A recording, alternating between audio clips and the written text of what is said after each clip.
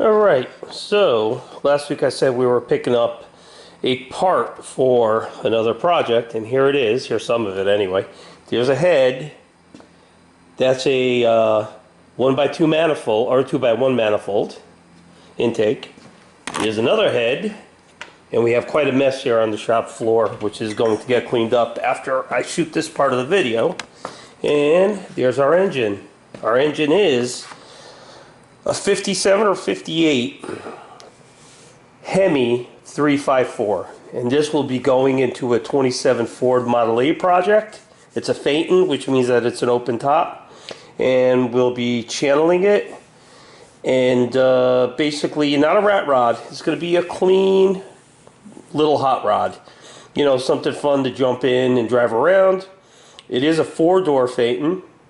You know, I could weld up the back doors and make the front doors, you know, or make it a 2-door with a collapsible seat so people get in the back, but I don't know. We'll worry about that when we start that project. Right now I'm also working on a frame for that project, but I'm not going to build it. I think I'm going to just purchase it. It may be quicker and probably more cost effective and time effective because I have no time to actually build one. I was lucky enough to have time to build the coffin car frame from scratch, but I can't do another one. I just don't have the time. So basically this was my road trip last Sunday, and we got it loaded up and we got it back here safely. And I'll tell you what, these heads are heavy heads. I'm a strong guy, but those things are extremely heavy even for me. I actually was able to unload everything, and the one last head that I had to get off the truck, I had to get my son to help me. I was just exhausted from loading it, getting it back here, unloading it, and you know, just basically getting it into the garage here. And I did use my handy dandy. If you notice, it's on a pallet. I went there and I had it loaded onto the pallet and strapped it down. And when I got home, I used my little handy dandy portable forklift to get it off the truck. That thing comes in extremely handy. It was below $2,000. It was very inexpensive. I think it was $1,500. But it really saves my back. There was no other way to get that motor off because I can't back into the garage and use my overhead hoist, which I have too. I have an electric, and then I have just the manual one up there also. And it's a nice big heavy beam up there. So it definitely would handle it without a problem. It handled the big block for the Chevelle when I was just working on it and switching it from stand to hoist to cherry picker. So we've got quite a mess here. As you can see, it's a hell of a mess. Also, we did get some more tubing, and let's walk over to the car and let me give you my new idea for the tubing, and then we'll actually execute that idea today.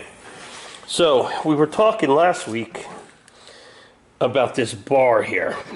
Now, I don't like that bar there. It's going to interfere with my feet. I didn't sit in it, but I know it's going to interfere with my feet because I have sat in this coffin car already, and I do need every bit of stretch room here. So what I'm going to do is I'm going to make another bar. I'm going to leave this one here just to kind of hold things for me, so this way I won't need any help. I do have a crossbar here, but what I'm going to do is I'm going to put in order to avoid this tunnel, I'm going to put in another bar from here on an angle down to here, and that'll take care of my my strength from here to here. And then what we're going to do is we're going to go from that bar approximately maybe forward of center, and we're going to go down to this bar. So it's going to be like a wacky Y kind of setup, and then that bar there we're going to remove, and we'll save it for something else or whatever. Back here we have a full cage, so it's square, it's strong.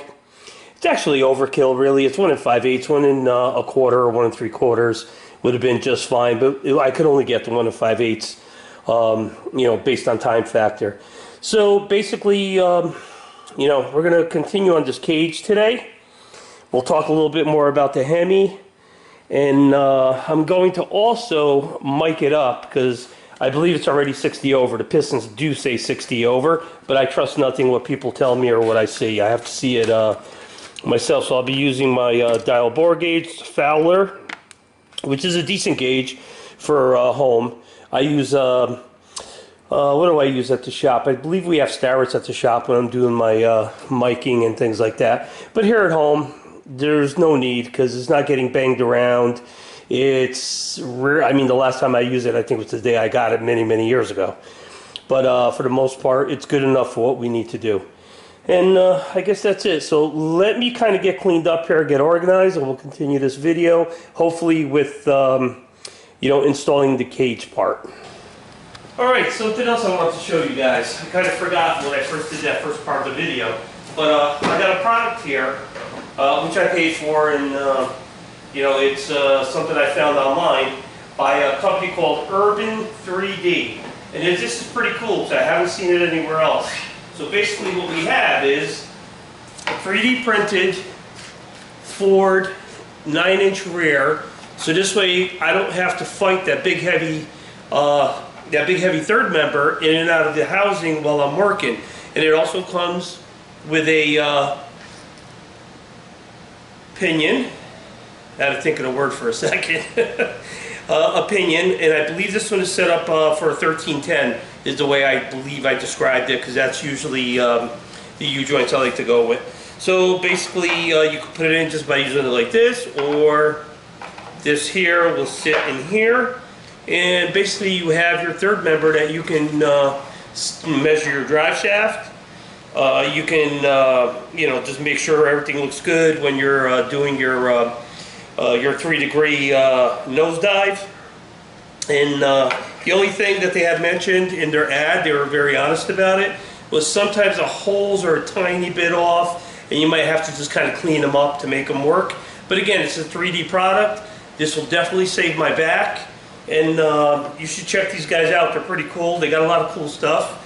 One thing I wish that they made, and if they ever watch this, it would be cool, is I can't necessarily find a, I guess we would call it rubber or 3D printed 354 Gen 1 Hemi block, which would come in very handy when I'm setting up the Phaeton, because that thing is super heavy, and you know, when you're a one-man show, it's hard to sit there and try to, you know, settle it into the chassis, move it around, try to figure out where everything's going to mount.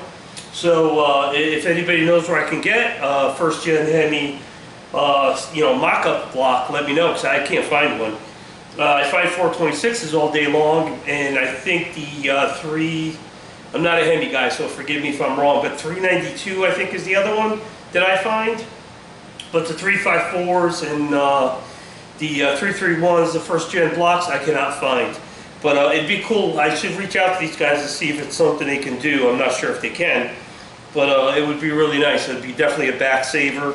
And this thing was fairly inexpensive. They had a 4th of July sale. I believe it was like 130 bucks to my door, somewhere in that vicinity. Don't quote me on that, but that's what I believe I paid. Again, great product, really clean print. You know, a little bit of fuzz here and there, but again, it's a 3D printed item. But I appreciate that somebody thought of this and saved my back, and maybe it could save yours. I do everything with the 9-inch Fords. I prefer them. Probably one of the best third members ever made, and they're very strong, durable, and available. That's the key thing, available.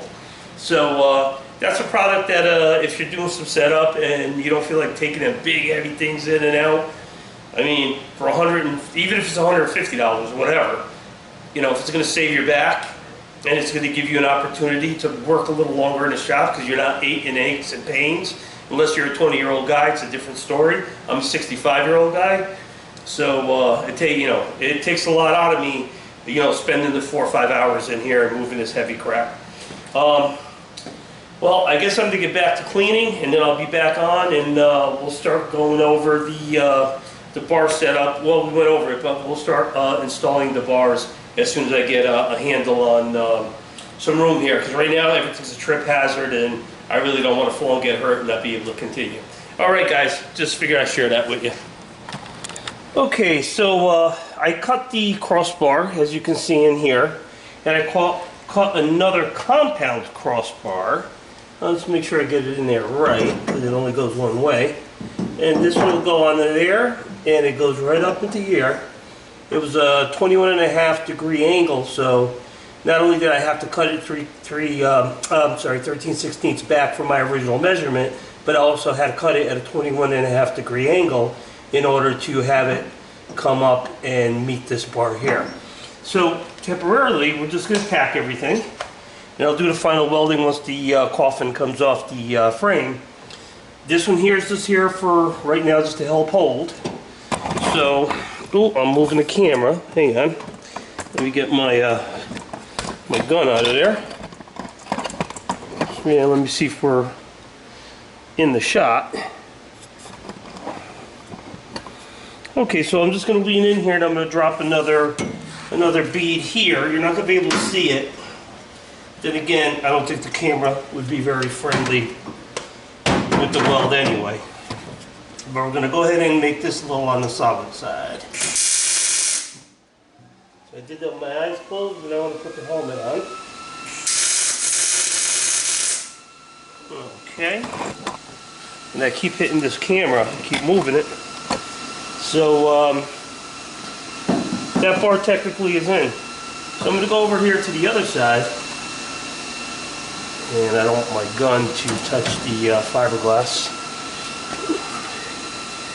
And I think you can see me there. Yeah, you can.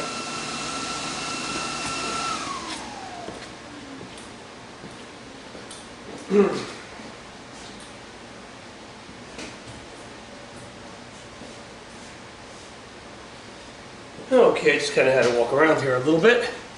So I think, let me look in the monitor. I think you'll be able to see what I do. Yeah, you can. Alright, so here's a piece that we cut out of compound miter.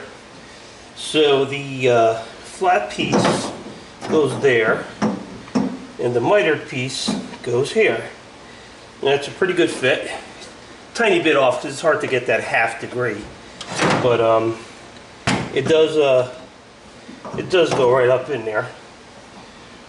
So we're going to go ahead and just drop a little tack here.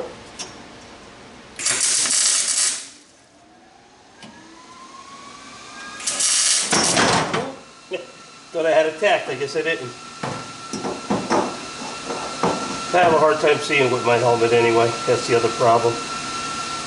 My eyesight's not the greatest.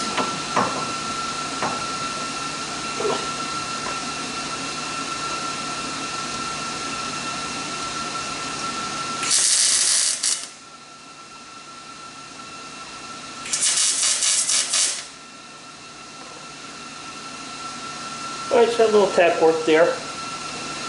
I don't have my welding gloves. I forgot them at work. I only have one pair, so I should buy a pair for here.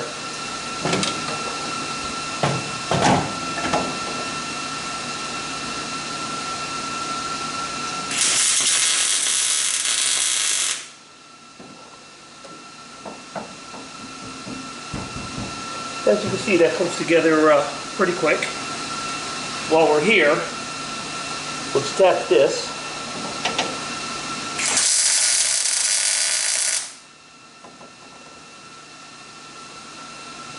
And let's tack this.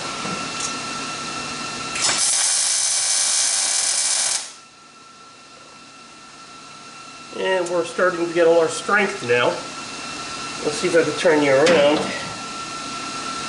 and see if you get a better angle of what I'm doing back here.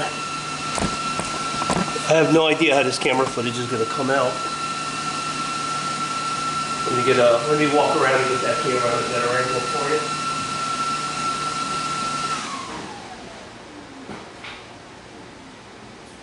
Oh, actually it's got a good angle.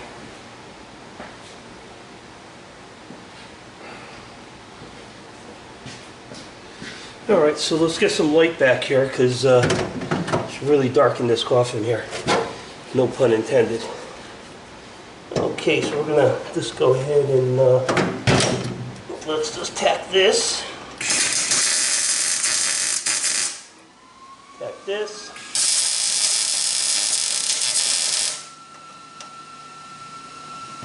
And we'll go here. Let's tack this.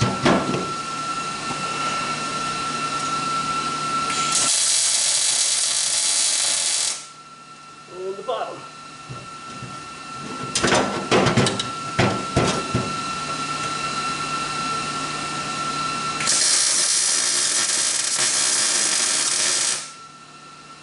Alright. So, we can take this bar out in a minute. So basically we are tacked everywhere. I would like to tack this one a little bit better. It's really hard for me to see. It'll be easier when I pop the coffin, and I could probably take this out of my way and be able to weld from underneath. Looking from underneath, I should say.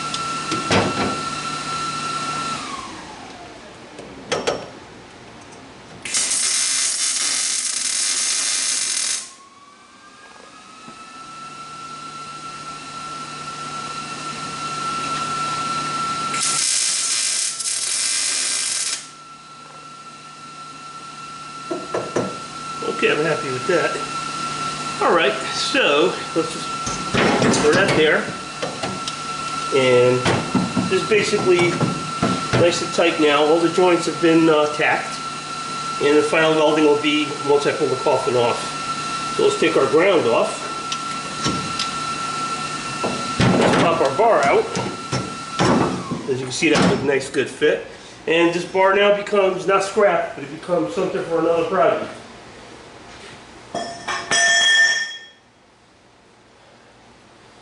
Okay, so let me just shut the camera off for a moment and let me reorganize. Alright, so we got the bars in there, we got them tacked up, so that part of it is not done, but the tacking and the placement and all that is done.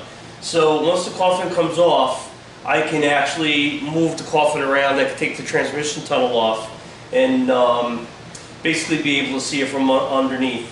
So there was another way to do that bar too. I could have just put a kick on each side, but yeah, it's just, I believe it's stronger the way that I actually did do it. So I was trying to figure out how can I keep it up high, out of my way, but that crossbar and then the little kick, the little crazy Y I call it, I believe gave me a good amount of strength. The back is good because you know, it's just a straight shot, and the weld will make it all one bar. So we're going to be in good shape with the I'm going to call it a cage. I'm not going to call it a roll cage or anything like that. It's more like for side impact. So that's all set.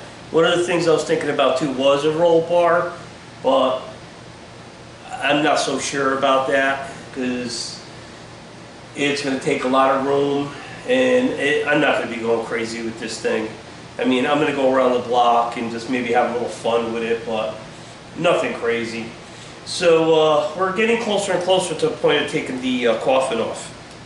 So the other thing that I started with the exhaust. So I ordered header flanges with stubs already on there. So it gives me a starting point. I'm going to get, I'm not sure if I ordered it or not. I think I did order already. 2x3 channel.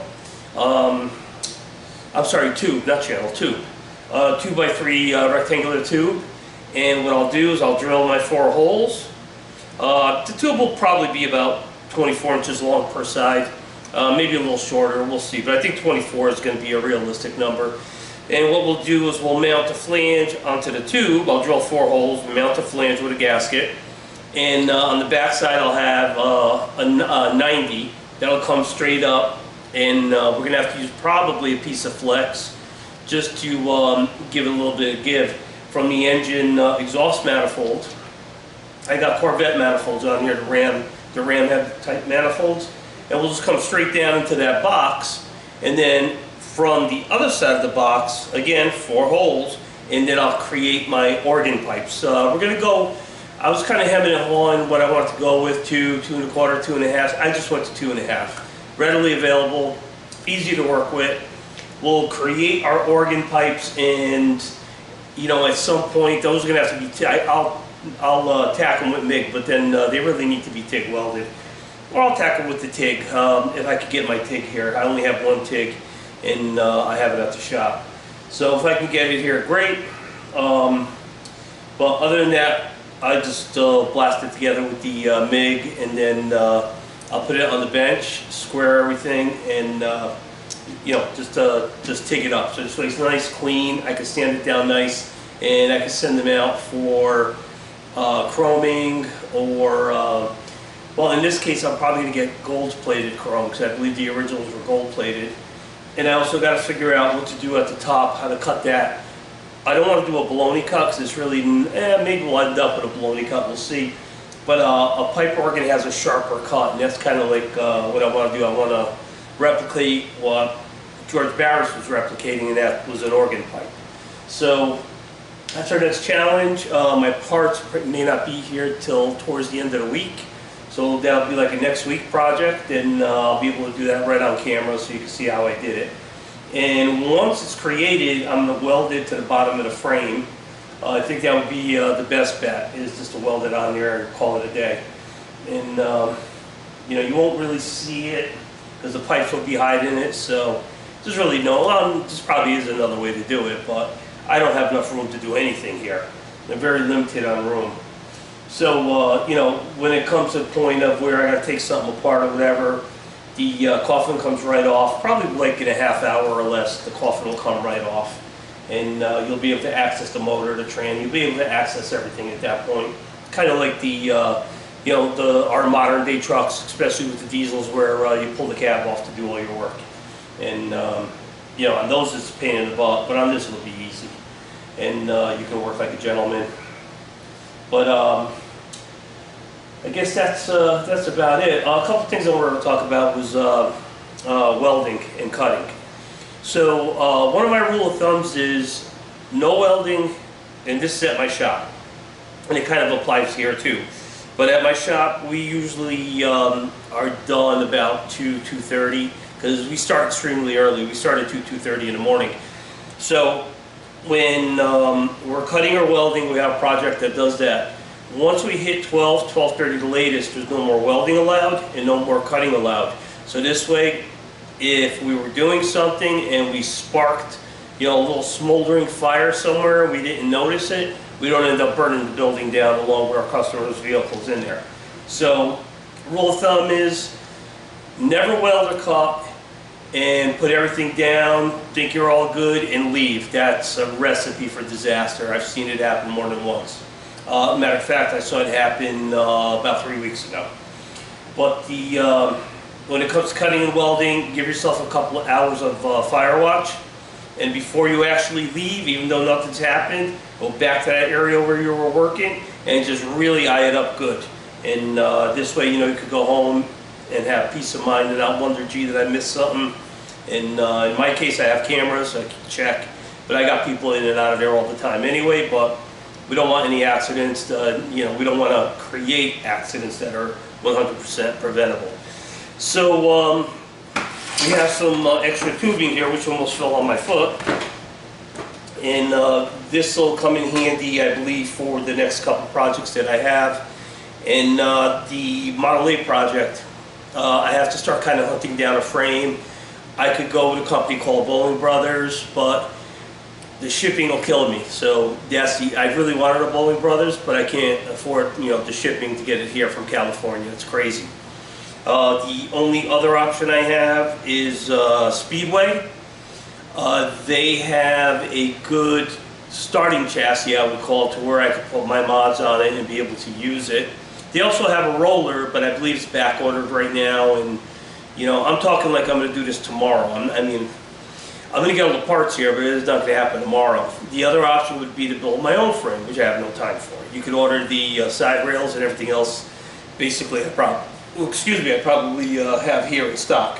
So, like I said, I really want that Bowling Brothers frame, but the shipping is what kind of just put an end to that idea. I don't mind paying for the product. The product is beautiful, but the shipping I just can't do right now, and I don't have anyone I know that can go to California and come back to Connecticut with it, at any type of reasonable prices.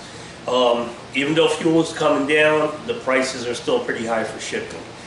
The Speedway shipping is a lot less money for some reason. I don't know why, but basically it would just be a basic frame, no suspension, nothing on there, no motor mounts, because nobody really makes motor mounts for the Hemi in a pre-made frame. I'm sure Bowling Brothers does, but Speedway, I don't think so.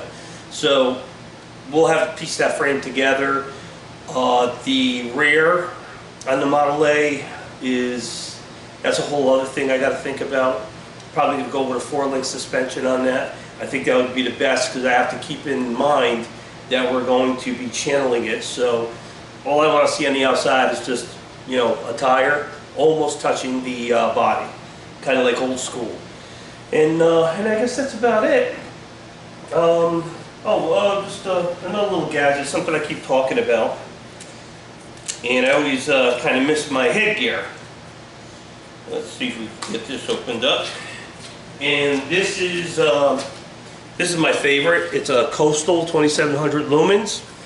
Again, I pay for all this stuff. No one gives me anything. But if it's a good product, I'm going to tell you it's a good product. And it's an aluminum body, and you got a few adjustments on the lighting. Also, you have a magnet, so it'll stick to metal, and you have your headset, which I know they look kind of stupid sticking on your head sometimes, but when you're working like that welding I was doing, on my welding helmets that I use in my service trucks or at the shop, I actually not have this particular unit on there, but I have an LED light either dead on the center of the helmet. It helps me see what I'm doing, because you know you're always welding in a dark space, or two sides and one top, depending on which helmet I grab. So, and this Coastal, I mean, I think it was Amazon, 50 bucks. You can't go wrong. I bought 2 of these, so I have one. I'm going to leave one here so I can stop my complaining that I don't have it. I'll leave one in my personal service truck that I drive every day, so this way I don't have to keep taking it from here or from the shop or whatever, and I'll leave one inside my shop, so I always have one. Now, the only other thing, you got to remember to charge it, but other than that, it'll always be there. So this is a pretty cool product. And like today I did my welding with a Millmatic 211. I prefer Miller products. The only Miller products I do not have is their TIG welder, and I do not have their plasma cutter. You know, Miller, if you're watching, you want to send me one to test it, be more than happy to. I have a Lincoln 180, which at the time I bought it, and without knowing how the Miller works, I never used the Miller. I'm going to say it's a really good welder, the Lincoln 180, and they make one a little bit bigger, but the 180 is good enough for what I do. And so that may find its way here, because I really can't afford right now to buy a Miller, even though I kind of really want one. And for plasma cutters, I keep saying colors. For the cutters, I have several. I have a gigantic, what the hell is it, I can't think of the name of it. I'll think of it in a minute.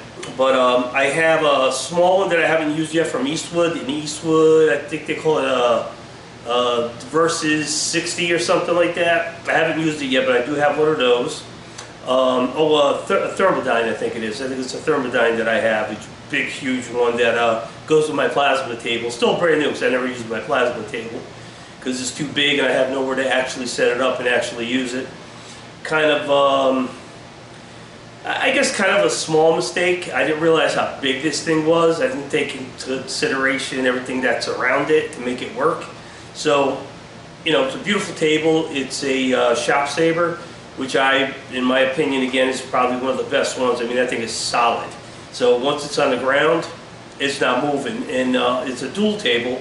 It'll do wood carvings. You can make kitchen cabinets with it, guitars, whatever.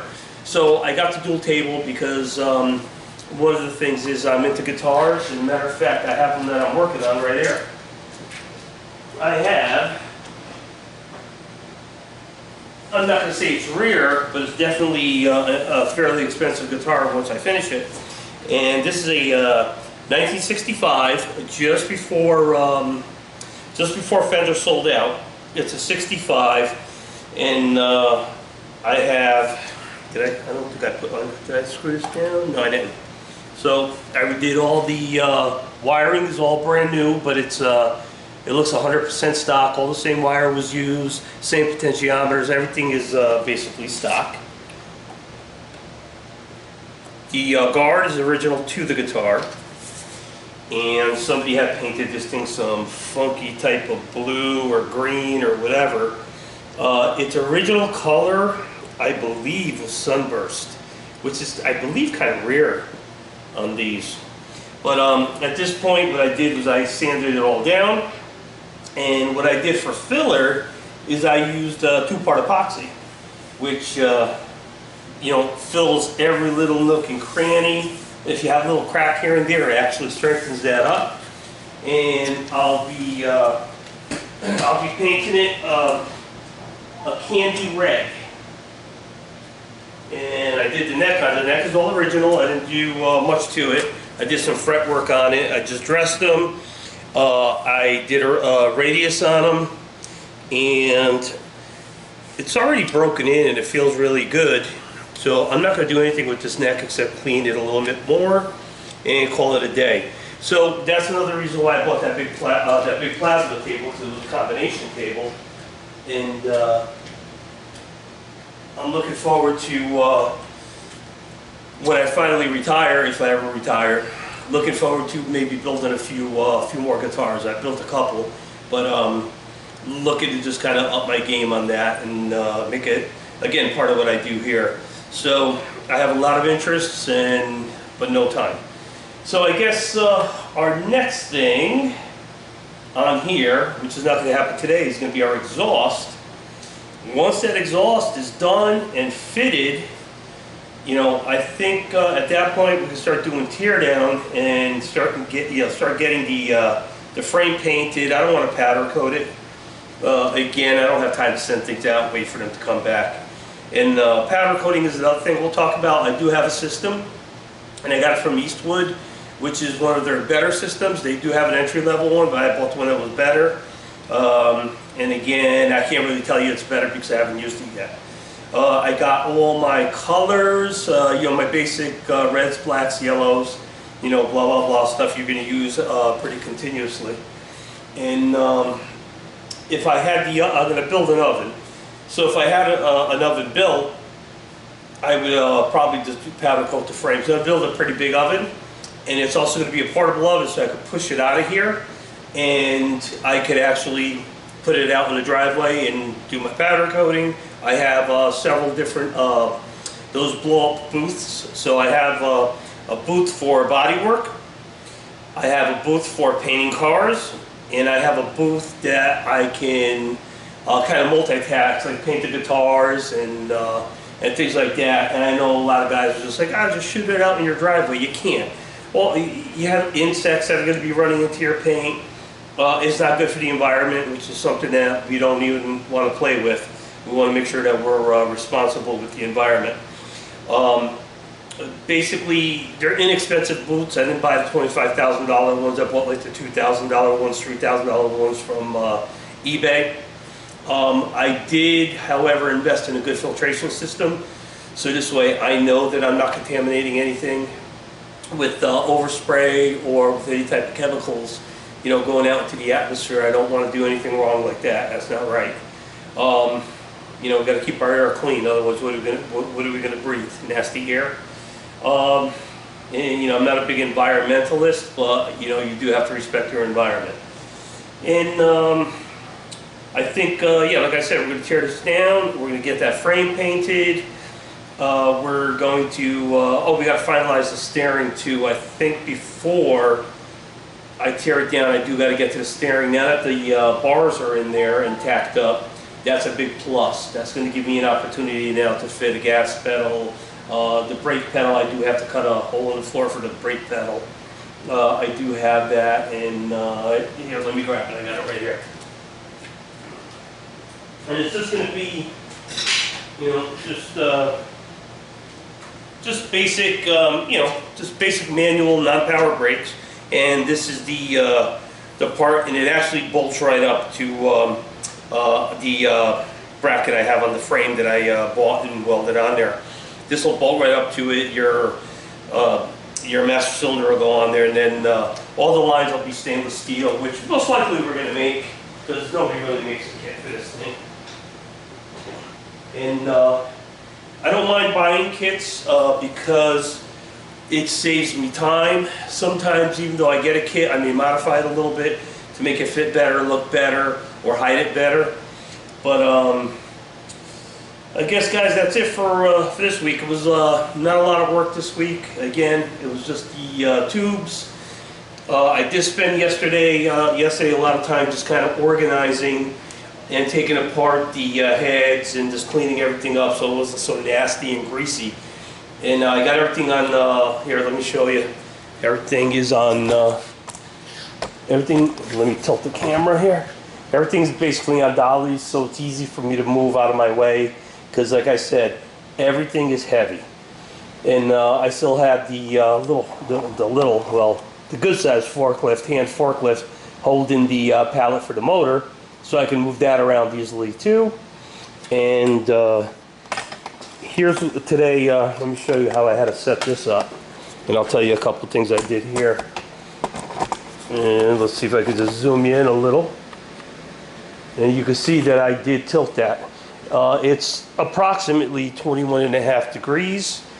But when I was cutting, one thing that happened, and I know this, but I just wasn't thinking.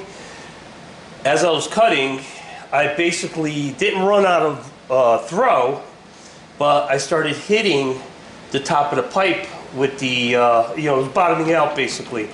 So what I had to do is I took my grinder, and I just went in to the top of the pipe, and I just cut that little piece out of my way, and I was able to finish and continue. So, I really should have showed you how I did all that, but I know it's boring and confusing sometimes and hard to see exactly what I'm doing. But I don't want to bore you and give you a headache with noise. So I did, like I said, a compound cut. Not only did I cut my mouth, but I also cut it on an angle. So this way it would fit when I put it up on that angle there. If you don't cut the angle into it, and here, let me show you what I used to figure out my angle.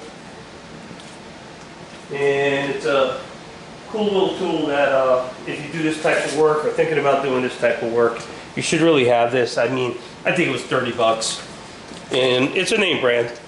It's a Klein. A lot of electricians use these when they're doing their conduit. Basically, it's digital. You start out by putting it on a flat surface, that relates to where you're working. You zero it,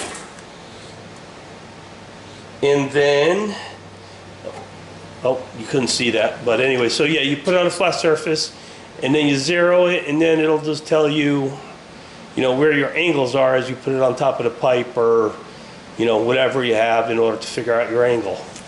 And when you're done, you shut it off.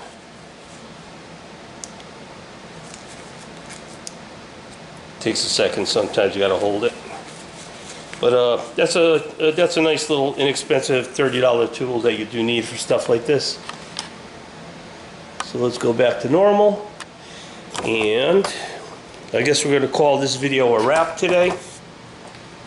And even though it doesn't seem like a lot got done, I did spend a lot of time cleaning up in here and just getting, I got to clean again because I do have a lot of metal shavings here and I don't want to have a lot of metal around.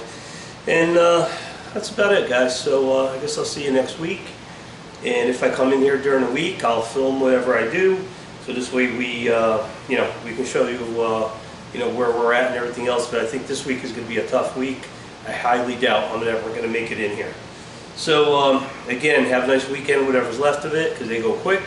And we'll see you next week.